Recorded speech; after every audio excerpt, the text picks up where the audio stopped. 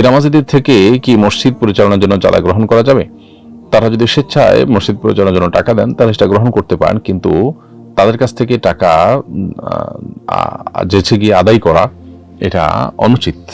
বিশেষ করে এটার ফলে যদি তিনি মনে করেন যে তিনি মসজিদের প্রতি দায়িত্ব পালন করেছেন, তার নামাজ পড়ার বোধ, নামাজ না পড়ার ব্যাপারে যে অপরাধ বোধ সেটা যদি একটু কমে যায় মনে হয়, তো সেক্ষেত্রে তার দান গ্রহণ না করাই উচিত বা তার কাছ থেকে দান না চাওয়া উচিত। হ্যাঁ, স্বেচ্ছায় তিনি দিলে সেটা তাকে মসজিদমুখী করার জন্য দাওয়াতি কাজের অংশ হিসাবে গ্রহণ করা যেতে পারে যদি হালাল পর্যন্ত তিনি দেন। বাচ্চাদের লেখাপড়ার সুবিধার্থে মা বাবা থেকে দূরে বাসা নিতে চাচ্ছি। এতে যদিও তারা মৌখিক সম্মতি দিয়েছেন, কিন্তু মনে তারা খুশি নন। এখন আমি দূরে বাসা নিলে কি গুনাহগার হব?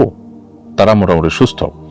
উত্তর হলো যে আপনার সন্তানদের ছেলে মেয়েদের পড়ালেখার জন্য যদি এটা আবশ্যক হয় তাহলে সেক্ষেত্রে আপনি দূরে বাসা নিতে পারেন। সেক্ষেত্রে বাবা মাকে যতটুকু সম্ভব তাদেরকে বুঝিয়ে নেওয়ার চেষ্টা করলেন। তারা যদি কোনো কারণে ভুল বোঝেন তো সেক্ষেত্রে তার দায় আপনার উপর না, কিন্তু বাবা মার সাথে নিয়মিত যোগাযোগ রক্ষা করা, তাদের সুযোগ সুবিধার খোঁজখবর নেওয়া, এটা আপনার কর্তব্যের অংশ, এটা আপনাকে করতে হবে।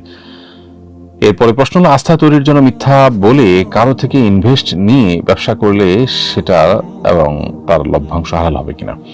উত্তর হলো যে মিথ্যা সর্বাবস্থায় হারাম।